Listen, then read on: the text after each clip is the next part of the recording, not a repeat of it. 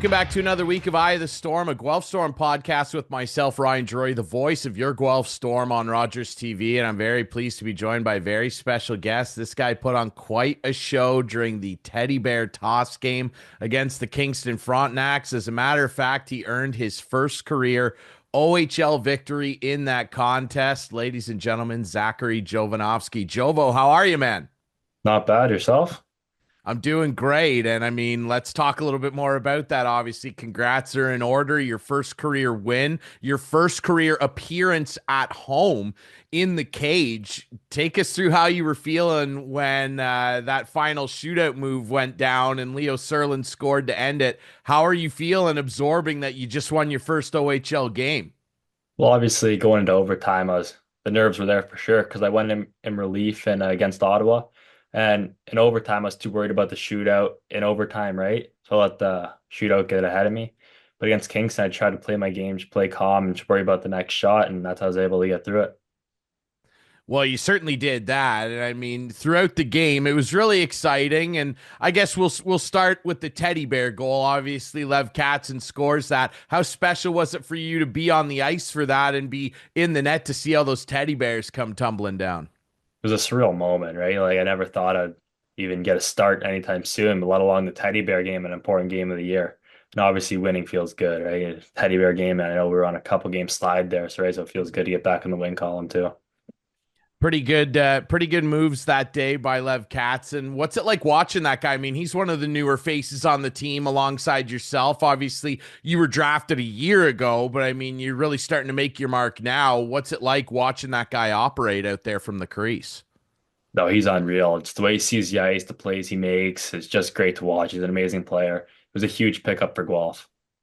Yeah, he's been really, really good. And so have you. And let's talk a little bit more about your performance. Obviously, Kingston, a high scoring team, a lot of offensive talent. You made some really big saves throughout the game, particularly a couple on future Flames prospect, Mr. Jacob Battaglia, and one again on him in the shootout. But the one I really want to talk about, I mean, you talk about focusing on the overtime and not thinking about the shootout. I'd say you were pretty focused during that overtime. You made a ridiculous save with 13 seconds left in overtime on a one-timer.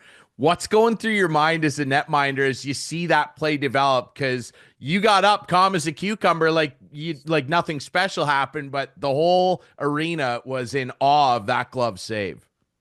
But yeah, kind of like I was saying before, I was just worried about the next shot, not really focusing on like what type of save it was or anything, just worrying about stopping the puck, right? Because you come that far in a game, right? You're worried about is winning the game, right? So I was just focused on just stopping the puck and hopefully trying to grab 2 points. Well, you did that, and then you get into the shootout, and you stop two really good shooters, including, like I mentioned, another incredible glove stop on Battaglia. He's going to be real frustrated next time he sees you. You have his number a little bit.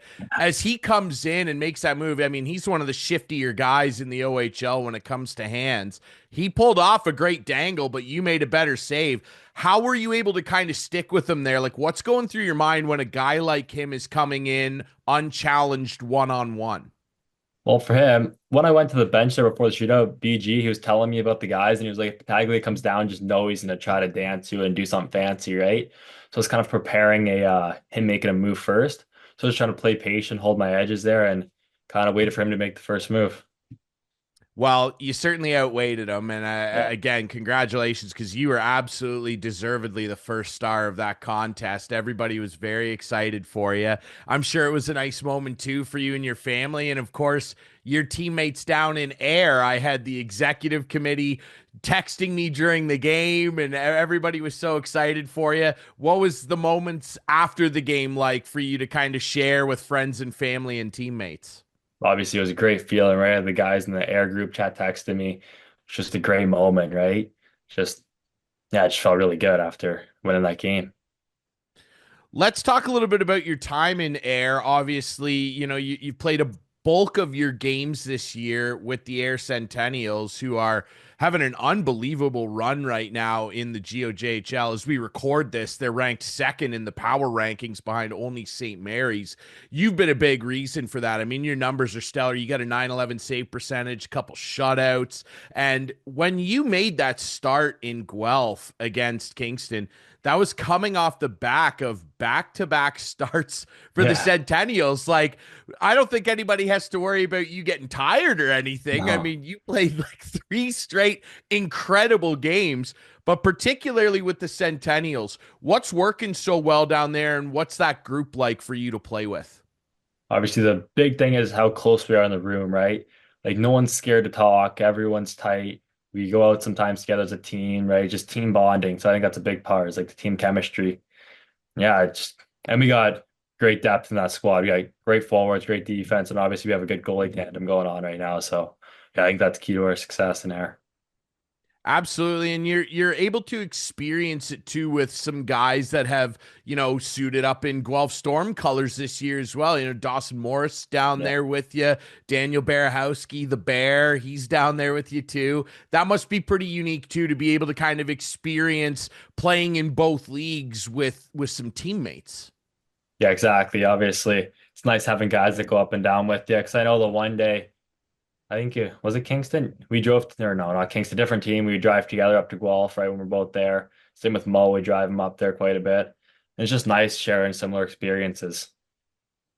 It certainly is. And you guys have all made an impact so far. And I mean, I think everybody watching you guys, particularly you last Saturday, knows that the Storm has a great young foundation to build around.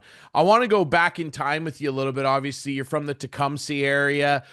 Take us back to when you first started kind of playing. What are your earliest memories of hockey, and how did you kind of fall in love with the game as a little kid?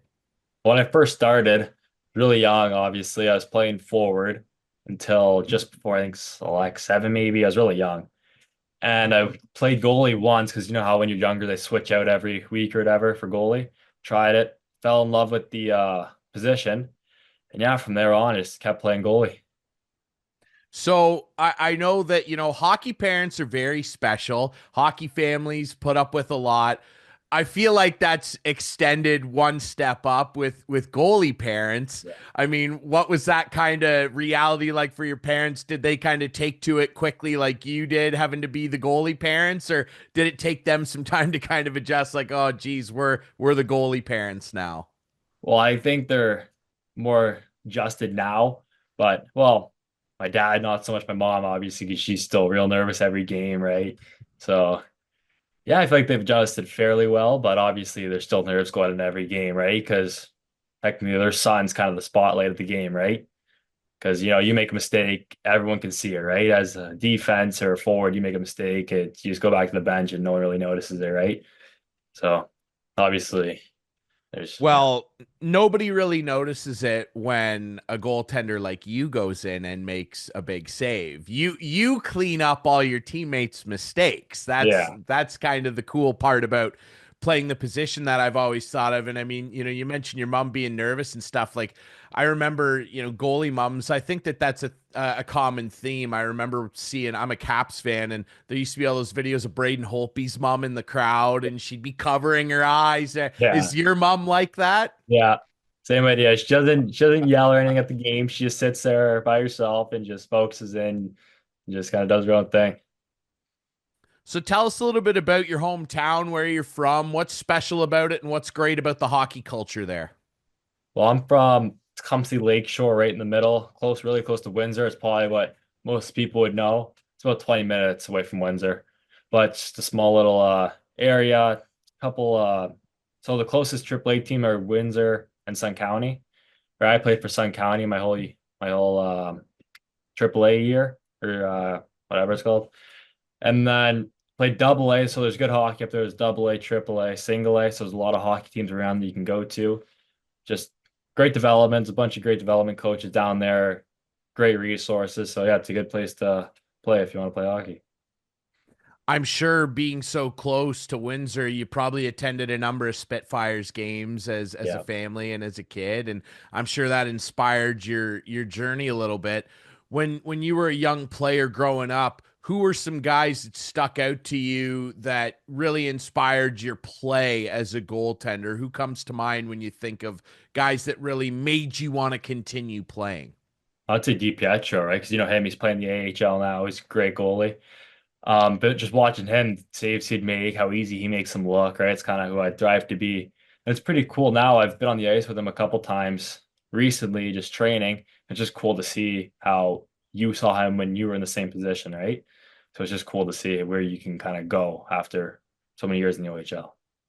Well, and a good role model, Mikey won a lot of OHL games, was a very successful goalie, and you would know this, going out and being on the ice with him. I've interviewed and talked to a lot of hockey players over my career. I think Mike DiPietro might be the nicest kid I've ever met in my life. Like he is such a nice dude, and I'm sure getting to work out with him and like go on the ice with him is probably a really cool experience for you.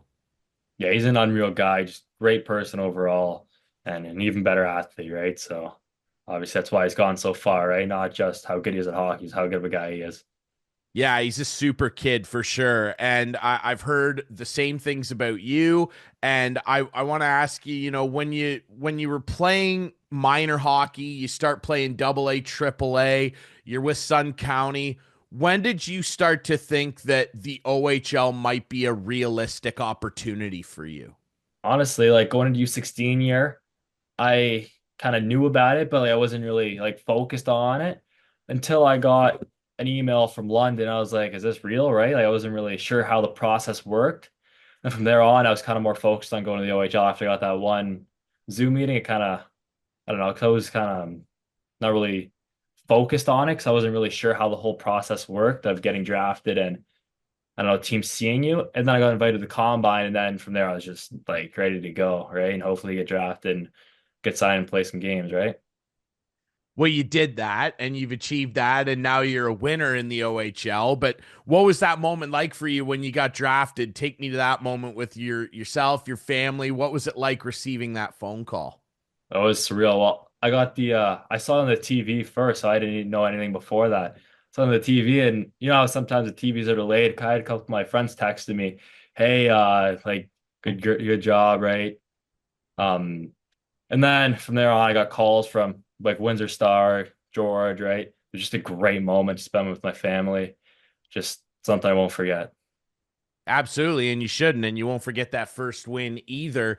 Um, What was it like for you to come to your first camp and kind of experience that and get on the ice with OHL players? What was that whole experience like? Obviously, last year and coming into this season, what was that like for you as a goaltender?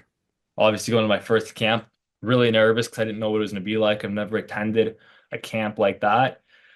And the first training camp, they had a bunch of the Guelph guys out there that were on the team, and just the pace of play was just so much quicker than what I'm used to, right? Because playing U16 AAA and going up and facing OHL shooters, right? It's a huge gap difference. So it took a bit to get used to that. But yeah, I feel like I handled myself pretty well in the first camp. Yeah. Well, I don't think you've had a terrible time adjusting to OHL shooters. I think last Saturday was a pretty good bit of evidence of that. What's your approach to playing the position? Obviously you looked up to a guy like Mikey DiPietro, and I'm sure there are guys in the NHL you've watched over the years that you've kind of tried to maybe model some of your game after. Goaltending, it's changed an awful lot. I feel like it's kind of changing again. We went from mostly stand up like Marty Brodeur, and then Patrick Waugh came in and revolutionized the butterfly. Now it's all about the reverse VH. Like what's your mentality as a goaltender? What's your style, if you will? My style, I'm more of a read and react goalie, so I'll let the puck come first, react to the play. I don't try to get out of position too much because if you dive around trying to make the one big save, you're just always out of position. So I try to just keep the game simple, keep it in front of me, and yeah, just read the releases and make simple saves. Make the hard saves look easy. Well, yeah, that's a good way of putting it for sure. You've got an interesting, goalie tandem, if you will. Well, really a trio of you with the Yeah. Storm that we've seen this year. And obviously a guy like BG, who's I remember when he came in as a rookie, called up from the Ayr Centennials and took the ball and ran with it. And he's just been such a fun story. And then obviously another young guy like yourself in Colin Ellsworth.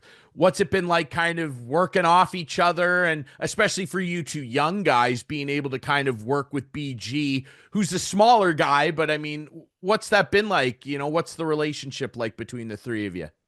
Obviously, it's straight. Like after my game at Ellsworth texted me, BG kept giving me high fives, hugs, whatever. And yeah, BG is just a great guy, great to talk to. He'll give you tips and also in practice, right? It's just great to watch him and see what he does. Because I know he's a lot smaller and we play different style of games, but it's just still great to see on how quick he is and how well he moves. What's it like being able to work with the Guelph coaching staff? And obviously, you're going to be spending a lot more time with the goaltending coach, obviously, and Rob Beatty, and but the whole coaching staff. It was all brand new this year. Corey and his crew. What's it been like being able to experience practice under those guys, getting to watch video? Take us through the whole process. What's it been like for you? Obviously, it's been great. Like I like how the coaching staff, they're pretty hard on the guys on the ice. If you make a mistake, you have to redo the drill, right? So you have to teach them, right? You have to do the right things and you have to play the game as a team, right? Follow certain systems. And obviously that's great. So everyone knows what they're doing and how to play the right game. And to Rob Beatty, he's a great goalie coach, right? Just the drills we do, what he does, what he sees about me. Some things he corrects me about. I had no idea I was doing them wrong. And yeah, he's just a great goalie coach, knows what he's doing. The drills that goalies go through have always kind of fascinated me because like as an out player, a forward, like Yeah. we never really experienced those, and it's like it looks like a completely different practice, really. Yeah. And you see some of the stuff that guys in the NHL do, white pucks and Yeah. deflector boards, stuff like that. What's your favorite drill to do, would you say? Mm, the reflector boards are fun, right? It's just kind of ah, actually, white pucks are actually cool because it's a kind of a different sense of like tracking in. You have to be way more dialed in on the puck. Yeah, it's just cool. There's just so many new things to use now for goalies, right? Because there's also those goggles you've probably seen that cover half your eyesight.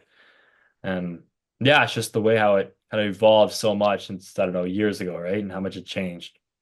Yeah, it's changed an awful lot. Like the white pucks, those goggles. I put a pair on. I wouldn't be Really able to wild. stop anything. It's pretty interesting the way it all goes. I've talked to your teammates, a lot of them on this show over the last couple seasons, and I'm always interested like what guys' game day routines are, how superstitious guys are. You goalies, you guys always get a bad rap for being the weirdos. Where do you fall on the spectrum? Like, what's your game day routine? Do you do anything that your teammates think is a little odd leading up to a game? Well, most of the stuff I do on games is kind of behind the scenes. Like it all starts in the morning when you wake up. I have the same thing I do. I'm very superstitious on game days. Okay. I wear the same game day socks. I have to put on this, do the same pad first, same skate, same routine before. It's just the whole day is kind of set in like a way where I can kind of, I don't know, just prepare for the game as best as I can. And I found something that works, so I'm just gonna keep rolling with it. I don't want you to give away all your secrets, obviously, but like we've been able to see with all the like the behind the scenes stuff over the years, some goalies and like the different things they do when they're at the rink. Like Holtby, I remember like Yeah. always seeing those robot videos of him doing the weird routine and everything with the equipment on. Like, is there anything that you do at the rink in front of your teammates that they're like, what is he doing over there? Well, obviously when I get to the rink, I go there, get a really good stretch in, and then I use the I'm not sure if you know, it's like the ball, but it has like the four little balls on it, so you throw it against the wall. It Yeah. flex weird. I do that for about 10 minutes, and I always have to end on five clean catches on it. So it's kind of a weird thing. And I always have like numbers in my head I have to hit when I do the ball, when I throw the balls against the wall. Just weird superstitions like that. Yeah, I mean, like it's stuff like that's become so much more common with goalies. Like, Yeah. and Do you think the reason behind that stuff is because you guys, like, you mentioned it earlier, you're probably the most high pressure position on the ice, and it's all about kind of just maintaining one constant level of calm. Do you think that, like, those routines, they're like that because they force your brain to kind of get to one consistent level and maintain that? Is that what kind of the mentality is behind them? Well, yeah, kind of. You want to find something that works for you, right? Like, obviously, this routine, I haven't been doing it my whole life. It's been varying as games go on, years ago, when I have a couple bad games, I'll switch something up. But I think I found my routine that kind of helps me get confident, but also stay calm on the ice. Because a couple times this year and last year, I kind of, the confidence was kind of there, kind of not there. But now, like, you got to go into the game with full confidence, chest out, right? And just play your game and not worry about anything. I'm always interested to hear what goalies do when a goal does go in because, that's the thing you're working so hard to prevent. But when a Yeah. goal goes in, like that mental reset, that's always been fascinating to me. I've heard of guys that, watch one bead of water drop out of the water bottle, or they stare right at the top of the crossbar for a couple seconds. I've known some guys have stared right into their glove and said something to themselves. What's your routine? How do you reset after a goal does go in? When a goal goes in, I watch the replay. That's the glory of being in the OHL. There's always replays go on, so watch the replay. And obviously, right away, you know what you could have done. Just watch what you could have done on the screen and forget about it, right? It's all you can do. And for like a physical kind of reset, I always squirt the water up and follow it down.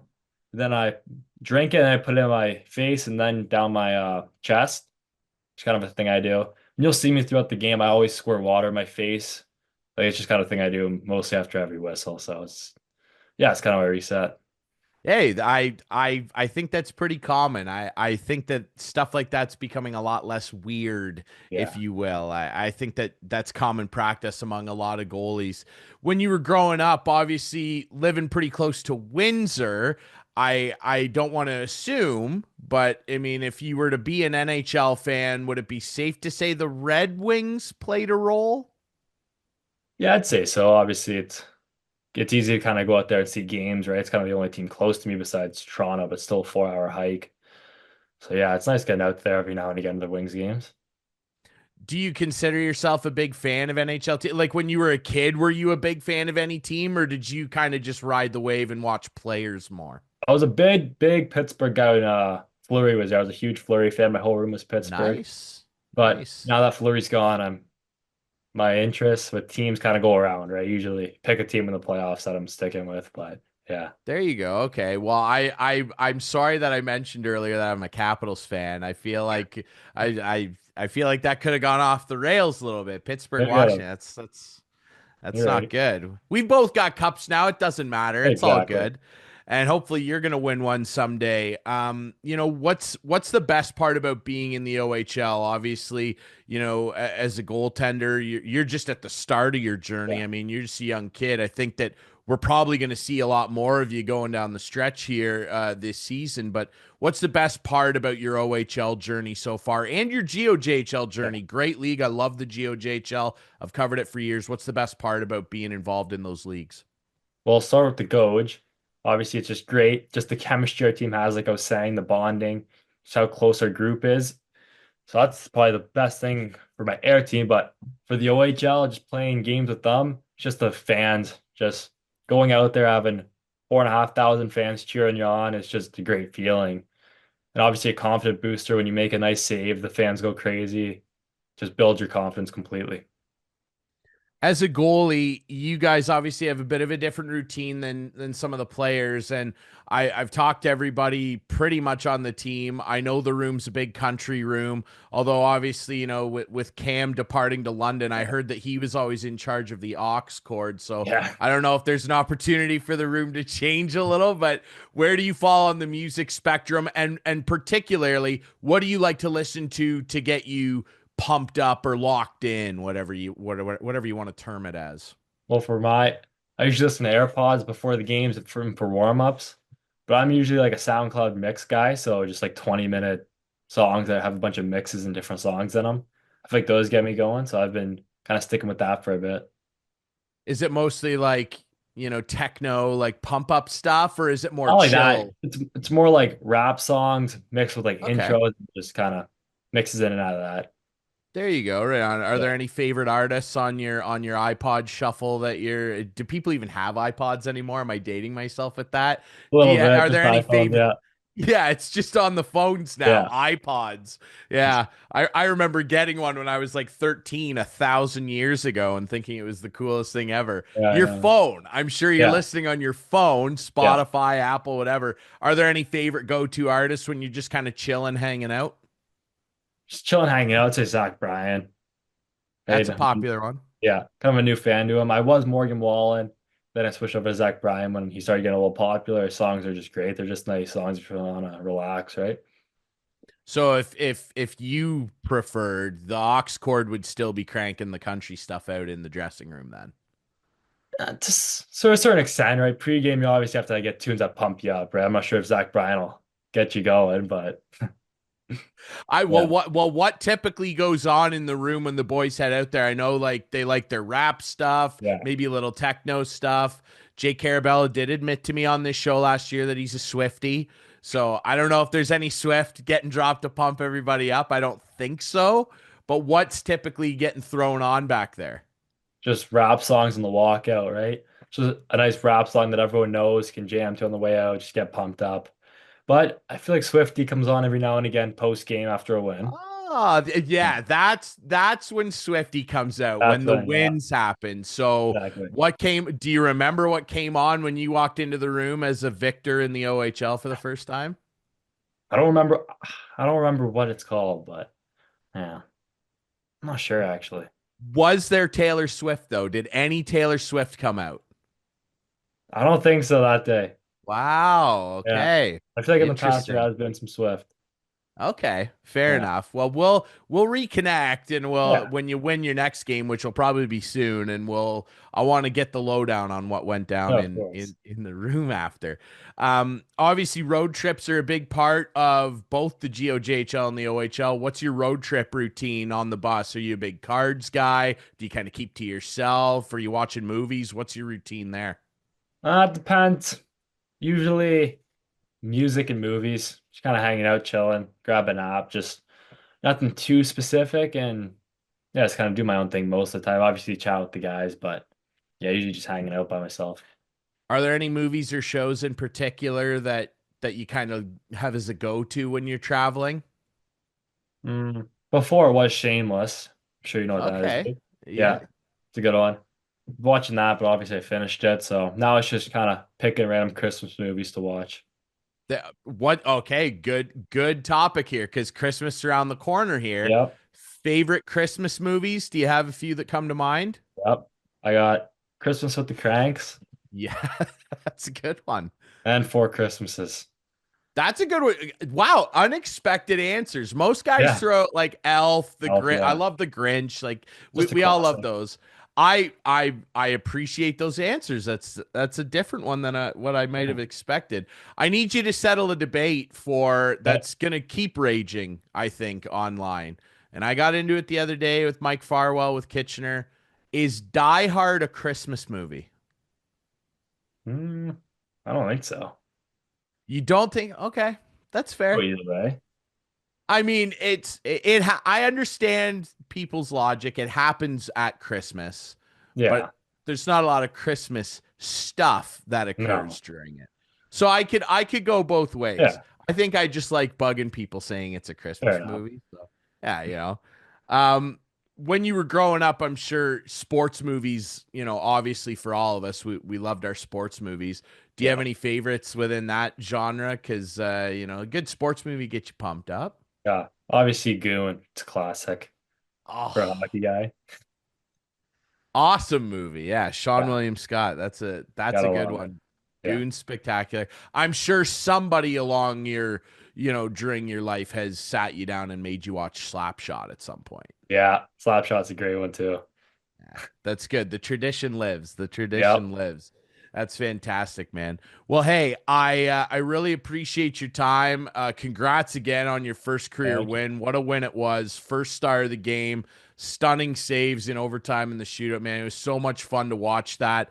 Zachary Jovanovski, thanks for doing this, man, and best of luck for the rest of this season, eh? We'll be paying very close attention. Yeah, no worries. Thank you. And thanks again for having me on your podcast. Appreciate it. Absolutely. Ladies and gentlemen, Zachary Jovanovski. Remember, you can find this podcast on the Guelph Storm website, all your favorite podcast apps, on YouTube as well. And if you want to come down and watch Zach and his Guelph Storm teammates throughout the rest of the season, visit the Guelph Storm website or the box office at the Sleeman Center. We'll be back next week with more Eye of the Storm. Awesome, man.